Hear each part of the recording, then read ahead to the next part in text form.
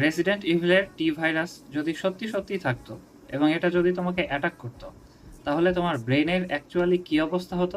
Well, neuroscience কিন্তু এই জম্বিদের maximum আচরণেরই ব্যাখ্যা দিতে পারে। তো আজকে আমরা আলোচনা করব এই টি ভাইরাস যদি আমাদের ব্রেনে অ্যাটাক করতো তাহলে আমাদের অ্যাকচুয়ালি কী অবস্থা হতো। টি ভাইরাস যদি কারো শরীরে ঢুকে তাহলে সর্বপ্রথম ভাইরাসটা যেখানে অ্যাটাক করবে সেটা হচ্ছে এই যে ফ্রন্টাল লোব। তোমার ব্রেনের যে ফ্রন্টাল লোব থাকে না, এই ফ্রন্টাল লোবটা হচ্ছে মনে করো আমাদের যুক্তি, বুদ্ধি, বিবেক, ব্যক্তিত্ব, হ্যাঁ, ভালো মন্দ এটসেট্রা যা কিছু ভালো মন্দ আমরা বিচার করি আমাদের বুদ্ধি বিবেক দিয়ে, এই সব কিছু বোঝার কেন্দ্রস্থল হচ্ছে এই ফ্রন্টাল লোব।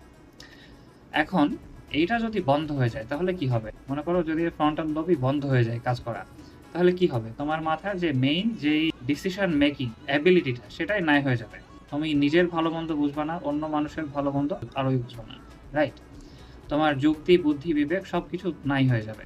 ঠিক আছে, ফ্রন্টাল লোবকেও অ্যাটাক করলো, তারপরে কি করবে? তারপরে ভাইরাসটা যেটা করবে সেটা হচ্ছে তোমার মস্তিষ্ককে একেবারে প্রিমিটিভ স্টেটে পাঠিয়ে দিবে। এখন প্রিমিটিভ স্টেট বলতে কি বোঝায়? ফাইট অর ফ্লাইট, এই টার্মটার নাম শুনেছো নিশ্চয়ই। ফাইট অর ফ্লাইট, মনে করো তোমার সামনে একটা বাঘ, এসবে তুমি কি করবা? পালাবা, রাইট? এই সিদ্ধান্তটা তোমাকে কে দিবে? তোমার মস্তিষ্ক। কিসের মাধ্যমে দিবে? হাইপোথ্যালামাস। হাইপোথ্যালামাসের কাজ হচ্ছে মানুষের এই fight or flight mode activate করা। এইটা হচ্ছে মানুষের বেঁচে থাকার একমাত্র ইমার্জেন্সি কন্ট্রোল রুম। কি?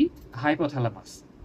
এখন হাইপোথ্যালামাস যদি মনে করো হাইপার অ্যাক্টিভ হয়ে যায় কারো এই ভাইরাসের মাধ্যমে, তাহলে কি হবে?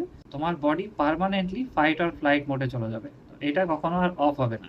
কারণ ক্রিটিক্যাল অবস্থা থেকে তুমি যদি সাপোজ রক্ষা পাও বা লুকায় ফেলতে পারো নিজেকে, তাহলে কি হবে? তুমি স্বাভাবিক মোডে ফিরে যাবা।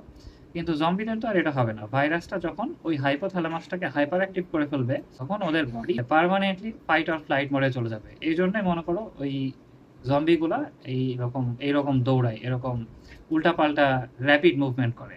আর ওয়ার্ল্ড ওয়ার এর জম্বিগুলার কথা যদি তোমার মনে থাকে, ওরা তো একবারে দৌড়ায়, কত ফাস্ট দৌড়ায় দেখছো?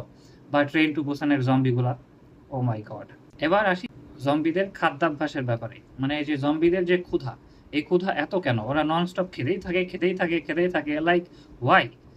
মানে আমরা যখন সুস্থ ব্রেনে সঠিক মস্তিষ্কে থাকি তখন কি আমরা আমাদের একটা খাওয়া শুরু করার পরে একটা নির্দিষ্ট পরিমাণ খাওয়া হয়ে গেলে আমরা খাওয়া বন্ধ করে ফেলি, লাইক আমাদের পেট ভরে গেছে, আমরা আর খেতে পারছি না, রাইট? কিন্তু জম্বিদের যখন এই যে টি ভাইরাস অ্যাটাক করে, ওরা হাইপারফেজিয়া নামে একটা জিনিস এক্সপিরিয়েন্স করে, যেটাকে বাংলা ভাষায় বলে ভয়ঙ্কর ক্ষুধা। মানে ওদের বডি যে ওদেরকে পেট ভরে গেছে এই সিগন্যালটা দিবে। সাপোজ একটা দুটা মানুষকে ওরা খেলো, কামড়ায় খেলো, ঠিক আছে, কিন্তু এই যে পেট যে ভরে গেছে এই সিগন্যালটা ওদের ব্রেন ওদেরকে দিতে পারে না।